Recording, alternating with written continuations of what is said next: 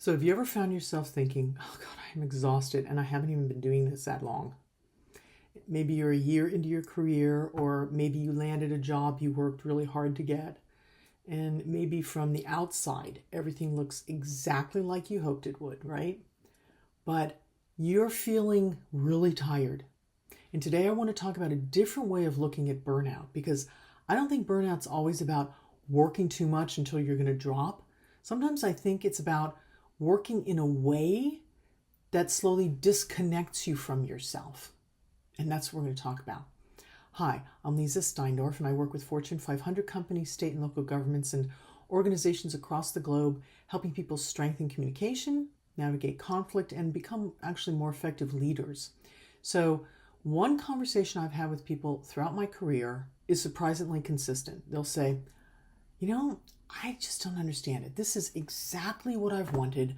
I worked so hard to get here, but it doesn't feel like I thought it would, right? And there's this sense of almost discontent as well as tiredness.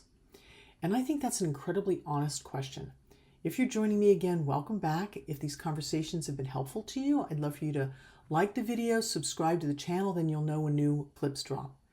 So let's begin by talking about what burnout actually feels like, because it's often a lot more quiet than most people expect. It's not as dramatic as the word actually indicates. So most people imagine burnout as this dramatic moment, right? You crash, you quit, you can't get out of bed in the morning, like you just are totally fed up. And absolutely that happens too. But more often, from my experience, burnout, I'm going to say it arrives more subtly. Yeah, you just stop looking forward to Monday, or you stop feeling curious when you get to work, or you answer your emails because you have to and not because you're actually engaged with the content. And you begin carrying your work home, not in a briefcase, but like mentally, like you're carrying it with you all the time. And then your weekends start feeling like you have to recover instead of really being rejuvenated. So it's not that something feels bad or wrong. It's kind of like the color's gone out, or you don't feel particularly alive or energetic.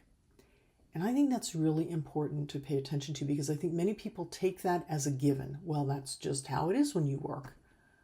I don't think that's so. I think if you're constantly tired, the first question isn't always, how much am I working?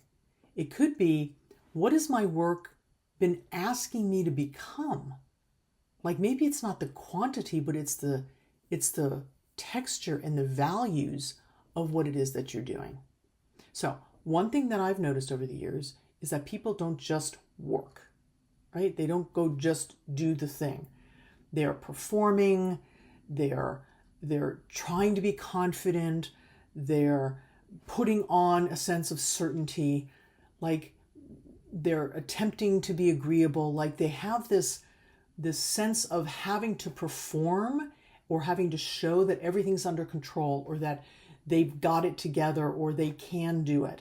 And that performance, that takes energy. It's very different than coming from an energetic place within yourself, coming from the core of wanting to do something, feeling certain, feeling confident, wanting to present. When you feel like you have to, when you feel like you're performing or you're putting energy into just making it look a certain way, that's exhausting. And it's not that you're doing something wrong. It's that you're constantly, I'm going to say, managing how you're being perceived. Think about that. Like how much of your day is spent actually doing your job, and how much is spent trying to make sure everyone thinks you're doing it well. And you don't have to say anything, but just ask yourself that question, because I think it's a hard question to answer. I think it's hard to hear the answer, because they're very different things. When I'm doing my job, or when I'm occupied with how other people think I'm doing my job, or how I'm coming across to other people, obviously sometimes that's important. I need to know that. But if that's where my focus is, if that's what I'm concerned about, man, that's exhausted. And that actually makes me wonder, because I work with a lot of leaders and I hear this more often than you'd imagine. How much of your energy is actually going toward the work itself? And how much is going toward protecting an image even if it's an image you yourself are holding, even if nobody's holding that mirror up, but you think they are, right? So people often ask me how to create better work-life balance. And I understand the question, but it's kind of a trick question because I don't think that balance is the goal, right? If you think about, those old scales where they would go like this and you'd put weights on each of them in order to get them to stay here, and then that's balance. Well, that's static. That's not how life is. It moves. Sometimes it's this way, sometimes it's that way, right? And balance then, in this regard, would indicate that everything receives equal attention. And life doesn't work that way. But alignment and resonance, that's something totally different. The question is, does the way that I'm working reflect the person I know myself to be? Or does the work I'm doing reflect whom I want to become? Can I be successful at this without pretending to be someone that I'm actually not, or doing things that I don't feel comfortable doing? And I'm not talking about needing to improve in things, that's something else, but something that doesn't resonate, doesn't align with who you are, your value system, your walk in life, who you want to be. Can I communicate honestly instead of constantly trying to prove myself? Can I say, I don't understand, or I need assistance, or I think we're going in the wrong direction, I'd like to make a suggestion? So those questions reveal a lot more than maybe I'm going to say like a time management system could, right? Asking these questions about who we are and how we show up and how much freedom we feel we have or that we give ourselves to just be ourselves and find that alignment. Those are important questions to ask, because when your work aligns with your values and your communication and your relationships, your energy changes, everything changes. And it's not that you're working less.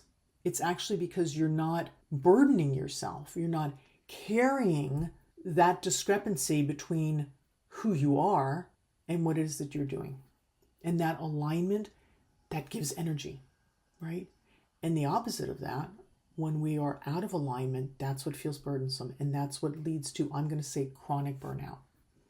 So I think we often treat burnout like it's something to hide, that we have to push through or even be embarrassed about, like we can't tell anybody we're actually feeling this way.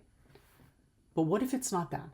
What if it's simply information? Like, what if you can read it as, oh, wow, I'm not feeling the color anymore. I'm not feeling energized. I'm really dreading going to work, or I'm dragging myself through meetings. Maybe that information is just telling you that something's out of alignment. And maybe you're saying yes too often, or you've stopped asking for help if you ever did ask for it. Or maybe you've confused productivity, what you put into the work itself, with your own worth. Yeah. Or maybe you've been trying to earn belonging instead of simply contributing and knowing that you're part of. So burnout doesn't always mean that you need to quit your job and, leave the country or whatever. It's just, it can also be an invitation, I'm going to say, to create a different relationship with the job that you already have or the work that you already do. And that's actually a much more hopeful place to start, because relationships can change. You don't have to end it completely. So if you're feeling this kind of burnout, that kind of low-grade, subtle approach, I'm inviting you to resist the urge to assume you've failed, and maybe consider that maybe you haven't chosen the wrong career, or that you're not cut out for this. Maybe take it as an invitation to get curious. What's behind the exhaustion? What could I do differently? Why have I lost that passion or that drive? What have you been carrying that maybe is not really yours, or part of your work that you don't want to do? Where have you been performing being you instead of simply showing up and being you? Because burnout isn't asking you to work less. It's inviting you to work in more alignment and more honestly with who you are and what your value system is. And there's a huge difference between those two things. So I'm going to invite you for this week to just kind of take inventory, subtle inventory of your energy levels as you move through your work week, as you move through your work day, as you get up in the morning and get ready for work. What's your energy level like? What are you looking forward to? Where are you feeling like your energy is being drained? And take that information and use it. And design your day and your work in a way that works for you. I bet there's even just a small way you can do that.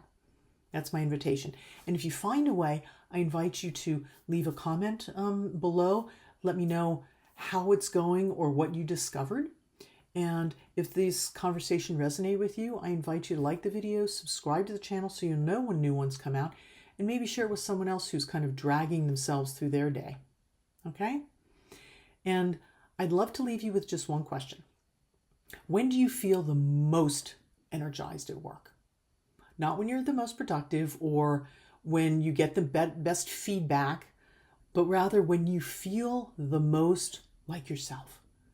Because of feeling the answer to that question will tell you a lot more than how many appointments you had this week will tell you. Okay? Give that a try. I thank you for being here. And yeah, until next time, be well.